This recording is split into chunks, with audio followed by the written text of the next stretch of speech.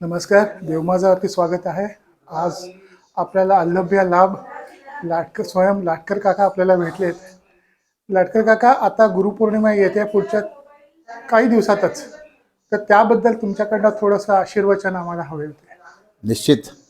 तर सर्व दत्तभक्त गुरुभक्तांचं स्वागत आहे आणि सगळ्यांना माझा खूप खूप आशीर्वाद आहे. आणि गुरुपौर्णिमेच्या निमित्ताने एक 4 शब्द तुम्हाला सांगतो, जे उद्बोधकही राहतील, ज्ञानवर्धकही राहतील आणि ज्याचा बोध घेतल्यानंतर गुरुपौर्णिमेचे साजरे करण्यामध्ये सुद्धा एक प्रकारचं दिशा असेल, या उद्देशाने मी तुम्हाला काही 4 शब्द सांगणार आहे. तेव्हा गुरुपौर्णिमा जी आहे ना, याच्यामध्ये काय काय शब्द आलेत बघा. गुरु हा शब्द आला आहे आणि पौर्णिमा म्हणजे पूर्ण शब्द आला आहे. त्याला व्यासपौर्णिमासुद्धा म्हणतात, कारण व्याससुद्धा गुरुच्या स्थानीच आहेत आणि व्यासांनी संबंध जगाला वेदाचं ज्ञान दिलं, म्हणून ती व्यासपौर्णिमा ही सुद्धा गुरुपौर्णिमाच आहे. तो गुरु शब्द जो आला आहे, तो गुरु म्हणजे त्याच्यामध्ये गु आणि रु हा जे 2 शब्द आहेत, त्याच्यामध्ये एक अंधकार आहे आणि एक प्रकाश आहे. तर अंधकाराला भेदणारा आणि प्रकाश निर्माण करणारा तो गुरु. तर अंधकार काय आहे हे आपल्याला कळायला पाहिजे आणि प्रकाशाची प्राप्ती होते म्हणजे नेमकं काय हे आपल्याला कळायला पाहिजे. तर अंधकार जो आहे तो अज्ञानाचा आहे आणि प्रकाश जो आहे तो ज्ञानाचा आहे.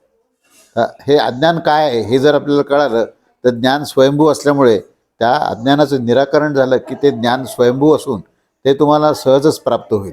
ज्ञान मिळायला प्रयास लागत नाही, पण अज्ञानाचा मात्र निराश करायला माणसाला प्रयत्न करावा लागतो. अज्ञान हीच एक निषिद्ध गोष्ट आहे. अशा अज्ञान हेच एक निषिद्ध तत्व आहे आणि त्यामुळे आपण पहिल्यांदा भगवद्गीतासुद्धा सुरू करताना, अज्ञान दूर करताना पहिल्यांदा काय करायला नाही पाहिजे हे सांगितलं. म्हणजे माणसाला पहिल्यांदा काय नाही केलं तर ते त्याच्या दृष्टीने हितकारक आहे हे आपल्याला कळतं.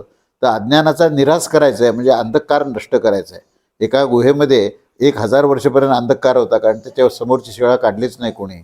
आणि मग ती शिळा काढल्यानंतर एक जण म्हणाला की तुम्ही दिवा घेऊन जाल तर तुम्हाला प्रकाश लवकर मिळणार नाही, कारण 1000 वर्षापर्यंत तिथे अंधकार होता. परंतु असं नाही आहे. 1000 वर्षापर्यंत जरी अंधकार असला तरी ज्या क्षणी तुम्ही दिवामध्ये घेऊन जाल त्या क्षणीच तिथे तात्काळ प्रकाश मिळतो. तसं तुमचं जन्मोजन्मीचं अज्ञान जरी असलं तरी ते किती जन्मापासून अज्ञान आहे हे आपल्याला पाहण्याची गरज नाही आहे. पण सद्गुरूच्या आशीर्वादाने आणि गुरुबोधातून जे ज्ञान मिळतं ते तत्क्षण तुमचं अज्ञान दूर करत असतं. तर ते अज्ञान काय आहे आणि ते दूर झाल्यानंतर नेमकी काय स्थिती असते हे आपल्याला समजणं अतिशय आवश्यक आहे. म्हणून अज्ञान जे आहे, तर अज्ञान जे आहे ते आपल्या अस्तित्वाबद्दलचं अज्ञान आहे. आपलं जे अस्तित्व आहे ना, ते आपण देहाचं अस्तित्वालाच आम्ही आपलं स्वतःचं अस्तित्व मानतो. आणि ह्या देहाच्या अस्तित्वामध्येच आम्ही इतके गुरफटून बसलेलो आहोत की त्या लोकांचं लक्ष जे आहे ते आपली प्रकृती, आपलं स्वास्थ्य, आपलं आयुष्य खूप मिळावं, आपल्याला सुख मिळावेत, आपल्याला उपभोग मिळावेत, हे सगळे जे शब्द आहेत ना, हे सगळे शब्द देहाच्या म्हणजे देहाच्या संदर्भातलेच आहेत आणि देहाला सुख मिळावेत म्हणून आहेत. आणि असं का केलं माणसाने? हा देहभाव कुठून निर्माण झाला? ह्या देहभावाची निर्मितीची तुम्हाला सुद्धा एक गंमत सांगतो की हा जो देहभाव आहे ना, तो त्या जीवभावातूनच निर्माण झालेला आहे. त्या जीवभावातूनच अहममत्व निर्माण झालं आणि त्या अहममत्वातूनच तो देहभाव निर्माण झाला. आणि तो देह जो आहे ना, त्याला आम्ही अस्तित्व आहे असं मानतो आणि ते टिकलं पाहिजे असंही म्हणतो. खरं म्हणजे जे टिकतं तेच अस्तित्व आहे आणि जे टिकत नाही ते अस्तित्वच असू शकत नाही. पण आम्ही ह्या टिकण्याच्या बाबतीतसुद्धा आमचा घोळ झालेला आहे आणि आम्ही असं म्हणतो की आमचा देह टिकला पाहिजे. तरी आपण हे पाहतो की क्षणोक्षणी आमचा देह जो आहे ना, हा परिवर्तित होतो आहे. त्याची पहिलीची स्थिती नंतर राहत नाही. पण हे सगळं माहीत असताना सुद्धा आपण तरीही ती देहामध्ये आसक्ती ठेवतो. याचं कारण काय की आम्ही अज्ञानाला घट्ट पकडलेलं आहे. गुरुचं काम जे आहे ते ह्या अज्ञानाला दूर करायचं आहे. म्हणजे हा जो देहभाव आहे, हा जो अहममत्व आहे, हे आणि हा जो जीवभाव आहे, म्हणजे मुळातूनच जन्मापासून आपण जीवभाव घेऊनच जन्मतो. पण मृत्यूच्या वेळेस मात्र अपेक्षित आहे की माणसाला हा जीवभाव संपवून आत्मभावात तो गेला पाहिजे, ही अपेक्षा आहे. आणि म्हणून गुरुची आवश्यकता आहे. गुरु जे आहेत हे तुम्हाला मोक्ष देण्याकरता आहेत. म्हणजे काय हो? तर मोक्ष म्हणजेच हा पूर्ण अज्ञानाच्या बंधनातून मुक्ती आहे.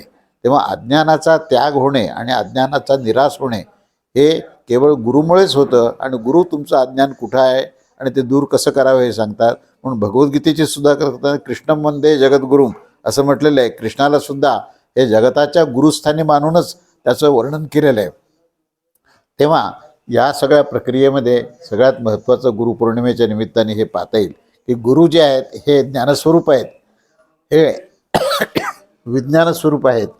तेव्हा गुरु जे आहेत ना हे अज्ञानाला दूर करणारे आणि जे बंधनाला दूर करून तुम्हाला मुक्त करून देणारे ते गुरु आहेत. गुरूंचा अर्थ असा आहे की जे अज्ञानरूपी अंधकार आहे त्या अंधकार दूर करून प्रकाशरूपी ज्ञानामध्ये तुम्हाला पोहोचून देऊन ते ज्ञानस्वरूप करणारे, ज्ञानी करणारे नाहीत. कारण ज्ञानी केलं तर ज्ञान आणि ज्ञानी हा सुद्धा वेगळा विभक्त होतो. जो ज्ञानस्वरूप होतो म्हणजे तो त्याच्या प्रत्येक आचरणामध्ये, त्याच्या प्रत्येक धारणेमध्ये आणि त्याच्या प्रत्येक संवेदनामध्ये तिथे केवळ ज्ञानच दिसतं, तो ज्ञानस्वरूप आहे. त्यामुळे तो आपल्याला ज्ञान झालं आहे हे सुद्धा त्याला कळत नाही, तर तो ज्ञानस्वरूप आहे. आणि तशी ज्ञानस्वरूपता ही केवळ आणि केवळ सद्गुरूमुळे मिळते, असा हा सिद्धांत आहे. तेव्हा ह्या सिद्धांताला अनुसरून मी तुम्हाला शेवटचा निष्कर्ष सांगतो असा आहे की गुरु जो आहे हा व्यक्ती नाही आहे, हा मानव नाही आहे, मनुष्य नाही आहे. तर गुरु हा परमेश्वराचाच हा आविष्कार आहे. आणि परमेश्वर जेव्हा ज्ञान सांगण्याकरता ह्या मनुष्य देहाला आपल्या आश्रयाला घेतो, तो मनुष्य देहाच्या आश्रयाला जात नाही, तर तो आपल्या आश्रयाला मनुष्य देह घेतो. आणि त्या मनुष्य देहाच्या माध्यमातून गुरु जो आहे तो सांगत असतो की ऐका, तुम्ही सगळे जे जन्म झाला आहे तुम्हाला जन्मताच कर्मस्वातंत्र्य मिळालेलं आहे, पण त्या स्वातंत्र्याचा अर्थ स्वैराचार नव्हे. तेव्हा सावधान व्हा आणि या कर्मस्वातंत्र्याचा विनियोग करून तुम्हाला या अज्ञानातून ज्ञानाकडे जायचं आहे. तुमच्या कर्तव्यामध्ये जगत कल्याणाचंच केवळ कार्य करायचं आहे. तुमच्या ह्या सर्व क्रियेमध्ये तुम्हाला देहभावाचा त्याग करण्याची प्रक्रिया केली पाहिजे. आणि तो देहभाव केव्हा जाईल, जेव्हा तुम्ही सर्वस्व जे आहे ते जगत कल्याणाचं करता काम कराल, तेव्हा कर्तृत्वभाव संपेल आणि केवळ कर्तव्यभाव राहील. आणि या कर्तव्यभावातूनच तुम्ही हळूहळू आत्मस्थितीमध्ये जाल, आत्मधारणेत जाल. आणि आत्मस्वरूप होणं हेच प्रत्येक माणसाचं हे अंतिम त्याचं प्रयोजन आहे जीवनाचं. आणि ते प्रयोजन स्पष्ट करण्याकरता गुरु आहे. तेव्हा या गुरुपौर्णिमेला सगळ्यांनी निश्चय करा की आपल्या सद्गुरूकडे जा आणि त्यांना आग्रह धरा की मला जे आहे ते ज्ञानस्वरूप करा, मला जे आहे या सर्व बंधनातून मुक्त करा. गुरुकडे जाऊन आपल्या सांसारिक समस्या सांगू नका. जो टिकतच नाही त्याच्या समस्या काय दूर करणार? जो असूनसुद्धा नसल्यासारखा आहे त्या संसाराबद्दल तुम्ही गुरुसारख्या श्रेष्ठ व्यक्तीशी तुम्ही तुमची सगळ्या समस्या सांगता, हे जे आहे ना हे तुमचं दारिद्र्याचं लक्षण आहे. तेव्हा गुरुकडे जाल तेव्हा परमेश्वरापेक्षाही जो उच्च आहे आणि जो परमेश्वराने ज्यावेळेस ज्ञानस्वरूप धारण केलं तेव्हा त्याला गुरु असं म्हणतात. तेव्हा त्याच्यासमोर ब्रह्मा विष्णू महेश्वरी नतमस्तक होतात. असे ते गुरु आहेत. आणि अशा त्या गुरूंच्या समोर पहिल्यांदा शरण जा आणि आग्रह धरा की माझं अज्ञान दूर झालं पाहिजे, माझ्या अज्ञानाचा अंधकार जो आहे तो दूर झाला पाहिजे आणि ज्ञानाच्या प्रकाशात मी गेलो पाहिजे. मी अखंड ज्ञानस्वरूप आणि आत्मस्वरूपामध्ये गेलं पाहिजे. हा आग्रह धरणं म्हणजेच खऱ्या अर्थाने सद्गुरूला केलेली प्रार्थना आहे. अवधूत चिंतन श्री गुरुदेव दत्त. श्री स्वामी.